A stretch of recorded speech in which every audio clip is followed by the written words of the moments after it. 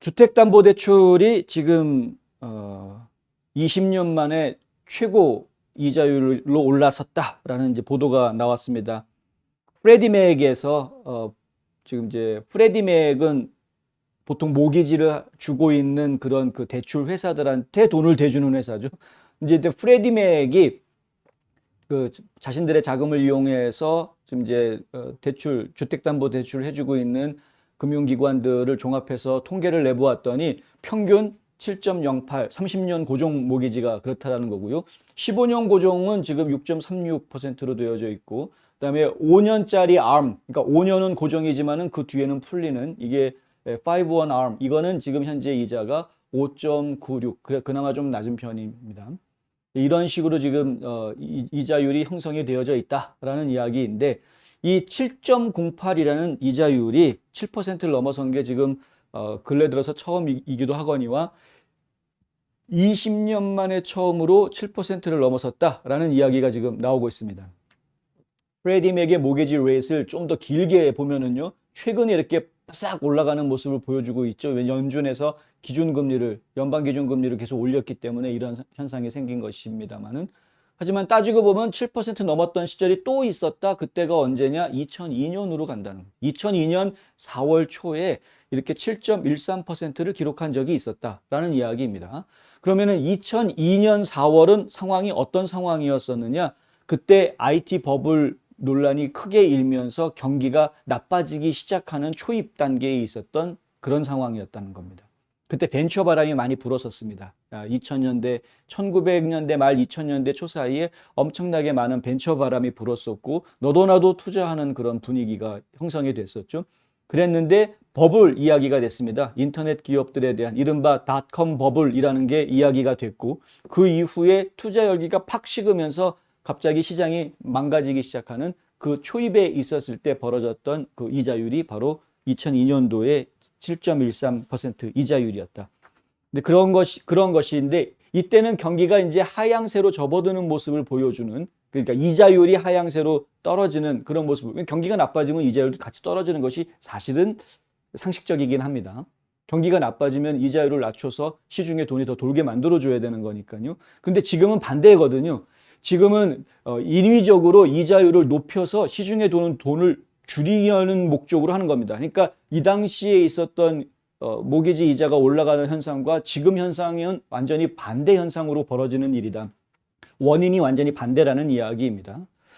근데 지금 이렇게 이자율이 갑자기 급격하게 올라가다 보니까 당연히 집을 사겠다라고 모기지 신청하는 사람 숫자는 크게 줄어들었겠죠. 그나마 집을 사겠다고 모기지 신청하는 사람이 아주 없어진 건 아니고 있기는 있다라고 이야기를 하고 있고요. 다만 그 숫자가 좀 줄어들었다라는 겁니다. 불과 몇 달 전만 해도 시장에다가 집 팔겠습니다라고 내놓으면은, 그러면은 이 체류 시간이 일주일이 안 됐습니다. 한 3, 4일 정도만 내놔도 당장 계약이 성사가 되는 이런 상황이었었는데, 근데 지금은 뭐 불과 몇 달 사이에 한 40일이 넘어가는 집들을 꽤 볼 수 있습니다. 집 판다고 내놓은 지 40일이 지난 집들, 혹은 2달이 지난 집들도 지금 꽤 볼 수 있는 이런 상황입니다. 매물이 점점점 늘어나고 있다는 거고요. 여전히 팔겠다라는 사람들은 계속 있는 상황이고, 그리고 사겠다라는 사람들도 계속 있는 상황인데 예전처럼 사겠다는 사람은 없는, 그렇다 보니까 수요가 줄어들고 공급은 어느 정도 계속 유지를 하고 있는데, 수요가 지금 줄어들면서 이 지금 집값이 조금씩 떨어지는 그런 상황까지 지금 와 있습니다. 집값이 더 많이 떨어질 것이다, 뭐 이런 이야기들을 하고 있는데, 그것은 뭐 시간이 더 지나봐야 저희가 분명하게 알 수 있는 거겠죠. 가능성은 충분히 있습니다. 그런데 문제는 이제, 문제라기보다는 지금 상황을 어떻게 정확하게 이야기할 것이냐인데, 많은 부동산 전문가들이 어떻게 이야기하냐면요, 과거에 지나치게 셀러 마켓이었던 것에서, 지나친 부동산 붐이 불었던 상황에서 이것이 식어가지고 이제 정상화되는 것이다 라고 이야기합니다. 예전에도 보면 보통 2달 정도 이 집을 팔겠다라고 내놓으면 그 매물이 시장에 머무르는 시간이 보통 한 2달 정도 됐던 것이 예년의 보통 기간이었기 때문에, 이게 이제 부동산이 몰락하는 그런 상황으로 간다기보다는 정상화되는 과정이다. 지금까지 급격하게 팬데믹 때문에 부동산의 수요가 크게 늘어나면서 집값이 갑자기 많이 올라갔던 이 상황에서 이게 이제 하나의 버블이 된 거죠. 이 버블이 좀 빠지면서 거품이 빠지면서 결국에는 안정적이고 정상화된 부동산 시장으로 돌아오는 과정에 있다. 이렇게 지금 보고 있습니다.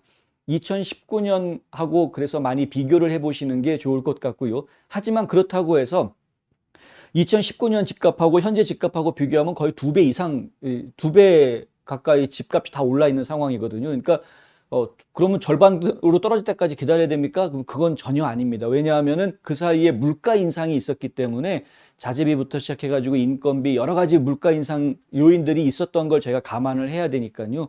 그러니까 2019년하고 비교를 하시되 하지만 2019년도 가격까지 떨어질 걸 기대하시면 절대 안 되겠다라는 말씀도 함께 드리고 지켜보셔야 되는 지금 상황, 관망세가 유지돼야 되는 그런 상황이다. 이렇게 이야기를 드릴 수가 있습니다. 그럼에도 불구하고 지금도 집을 구매하는 사람들은 계속해서 융자를 받고 있는데 주로 이 변동금리로 가기 위한 이 낮은 단계의 이자들을 활용을 하는 5원암 같은 거로 활용하는 쪽으로 많이 이쪽은 지금 대출 신청이 오히려 더 늘어나고 있다고 하고요. 30년 고정은 지금 거의 뭐 찾아보기 힘든 그런 상황으로 가고 있다고 합니다. 일반적으로는 이제 금리가 어차피 몇 년 안에 변할 거니까 지금 집값을 좀 줄여서 살 수 있을 때, 왜냐면 지금은 바이어 마켓으로 돌아서고 있는 과정이기 때문에 셀러들이 집을 내놓고서는 자기가 내놨던 가격보다 좀 깎아주더라도 팔려고 하는 이런 시장이 그런 상황이어서 지금 차라리 조금 더 깎아서 사고 나중에 이자가 바뀌고 나면은 그때 다시 재융자를 받는 게 낫다라고 지금 조언해주는 그런 부동산 업자들이 에이전트들이 많이 있습니다. 그런데 사실은 저희가 볼 때는 급하신 게 아니라면 조금 더 기다려봐라 라고 말씀을 드리고 싶고요.